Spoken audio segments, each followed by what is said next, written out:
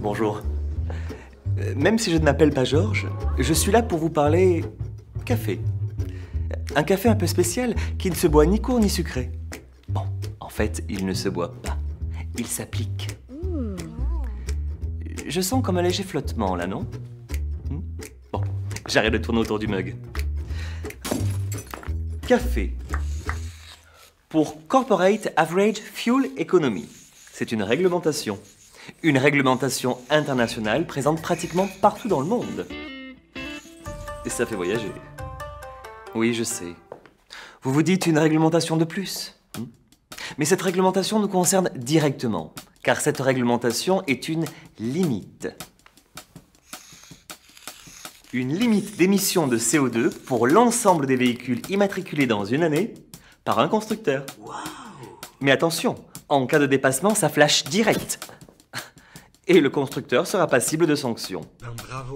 Les pénalités sont déjà fixées, à savoir 95 € par gramme de dépassement multiplié par le volume d'immatriculation de l'année. Ça peut très vite chiffrer. Par exemple, en Europe, le groupe Renault vend 1,6 million de véhicules par an. 1 gramme de dépassement coûte donc 95 € multiplié par 1,6 million de véhicules, soit 150 millions d'euros de pénalité par gramme de dépassement. Mais détendons-nous, car nous sommes prêts et notre gamme de véhicules est au point. Maintenant, détaillons un peu cette réglementation café, car elle évolue au 1er janvier 2020 pour l'Europe. Happy New Year!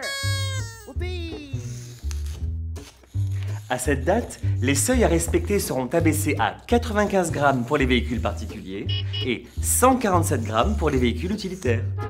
Mais ces seuils sont des moyennes. Ils seront ajustés en fonction de la masse des véhicules.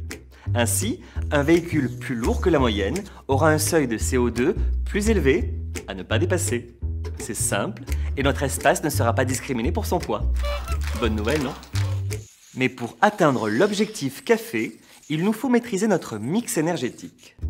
Avec notre gamme électrique ZE, nos nouveaux hybrides et hybrides rechargeables, sans oublier nos nouveaux moteurs thermiques diesel plus efficients, notre mix énergétique est prêt. Il nous suffit de convaincre nos clients de se tourner vers ces types de véhicules et nous passerons sous les limites d'émissions moyennes imposées par café. Alors, cette nouvelle réglementation café avec Renault, what else?